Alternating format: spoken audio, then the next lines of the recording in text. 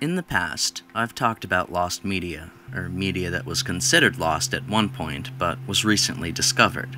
Meadery was considered lost for over 10 years before it became available on DVD. Production materials for UFO Abduction's wide release were lost until almost 30 years after it was first bootlegged, and Hong Kong 97's Game Over screen went over 20 years without anyone finding its origin.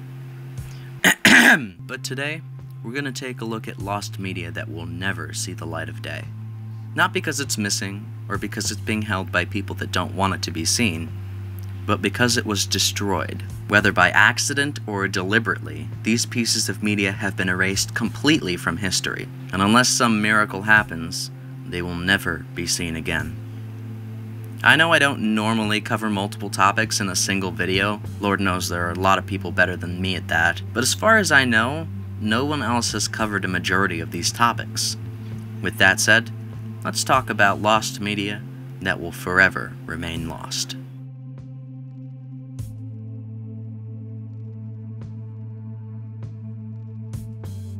RMS Titanic footage. The sinking of the RMS Titanic is one of the largest and most infamous maritime disasters in history, being retold countless times in film and television.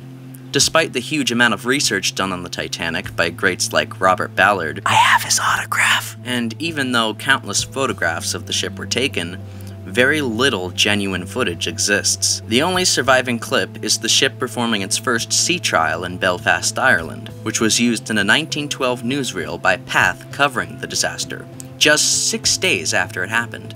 For decades, rumors about other clips circulated, with big-name director James Cameron attempting to hunt down footage of the ship leaving port for use in his multi-million-dollar blockbuster film.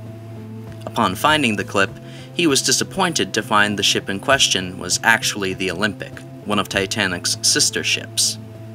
In his book, The Loss of the SS Titanic, second-class passenger Lawrence Beasley claimed that another passenger was filming on deck as the ship nearly collided with the New York as it was leaving port. It's theorized that this passenger was filmmaker William Harbeck, who filmed the aftermath of the 1906 San Francisco earthquake and was rumored to have been hired by the White Star Line. Harbeck didn't survive, and his camera has never been recovered, so if the footage did exist, it is most likely degraded under the ocean. Apollo 11 original tapes.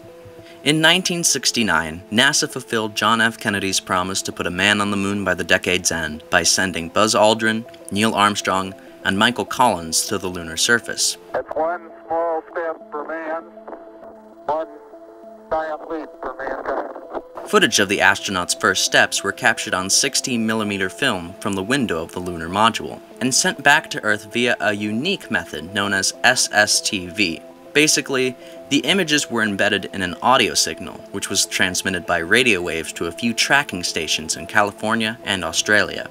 This signal was then cloned, with one copy going to a tape recorder for backup storage, and another designated for TV broadcast. But there was a problem. SSTV was incompatible with normal television standards at the time, especially NTSC. To get around this, the only solution was to film a monitor from within the NASA offices, which degraded the images significantly. You know those low-quality YouTube videos where somebody films the TV with a cell phone?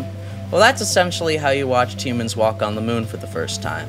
The high-quality SSTV masters of the Apollo 11 landing were thought to be stored in the Washington National Record Center, but after a 7-year search, it was discovered that thousands of tapes were wiped clean in order to be used to record new satellite data.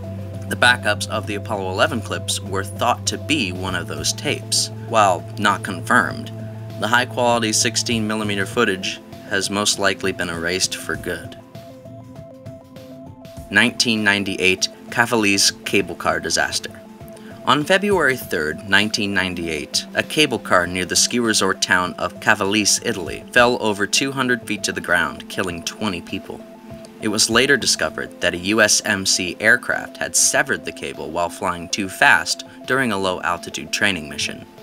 Captain Richard Ashby and his navigator Joseph Schweitzer were initially acquitted of manslaughter and negligent homicide charges.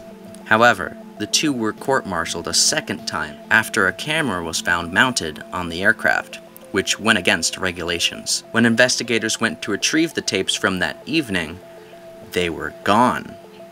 Ashby claimed that the footage contained nothing that would incriminate him or Schweitzer, stating that the two destroyed the footage because it contained Ashby smiling prior to the event. He was afraid media would broadcast him smiling alongside imagery of the destroyed car. Because the tapes were never seen by anybody, prosecutors charged them with obstruction of justice, and Ashby received 6 months in prison, in addition to both men being dismissed from the Marines. All that survives of the tapes is accounts from the aircrew themselves, which, at least to me, I took the camera out. It was the last time I used a camera. I panned around and I smiled in the camera. And I made the decision, you know, I need the tape. The next day, I destroyed the tape. Are still questionable. Institut für Sexualwissenschaft. The Institute of Sex Research was one of the first sexual research groups in the contemporary world, and one of the earliest research groups on trans people and LGBTQ rights. On May 6, 1933, as the Nazi Party was gaining power, an affiliated group known as the German Student Union raided and stole thousands of documents from the Institute. 4 days later, on May 10th, these documents were burned as part of the first public Nazi book burning. After the war, West German courts upheld many of the anti-gay amendments that were put in place by the Nazis, stating that the raid was legal and deserved no reparations. Today, the Magnus Hirschfeld Society, named after the German sexologist who was the head of the institute, are actively looking for any documents from the library that might have survived. And the one National Gay and Lesbian Archives in California contain a few surviving pieces of research. The rest has been destroyed.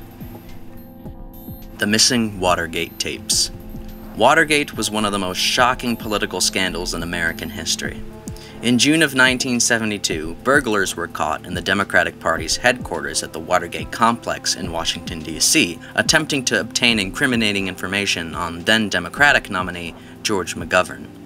It turns out President Richard Nixon had ordered the break-in and made multiple attempts to cover it up, which were then discovered by investigators. As impeachment loomed on the horizon, Nixon chose to resign in 1974, the first time in history a U.S. president has ever resigned from office. During the investigation, numerous audio tapes of Nixon's conversations were discovered, from which he could be heard explicitly demanding a cover-up of the incident. That's the way they play it. That's the way we're going to play it. Okay. Well, when the president does it, that means that it is not illegal.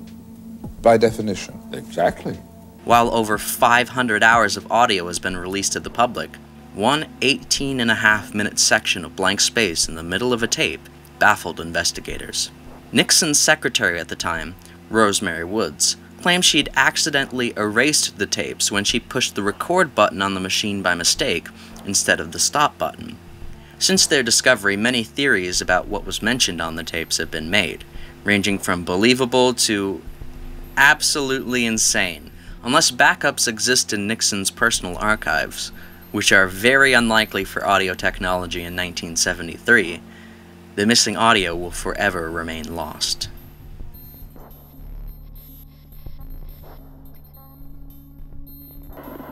Because of what you have done, the heavens have become a part of man's world.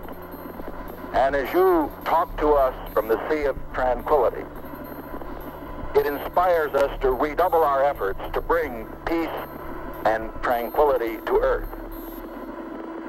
For one priceless moment in the whole history of man, all the people on this earth are truly one. One in their pride in what you have done, and one in our prayers that you will return safely to earth.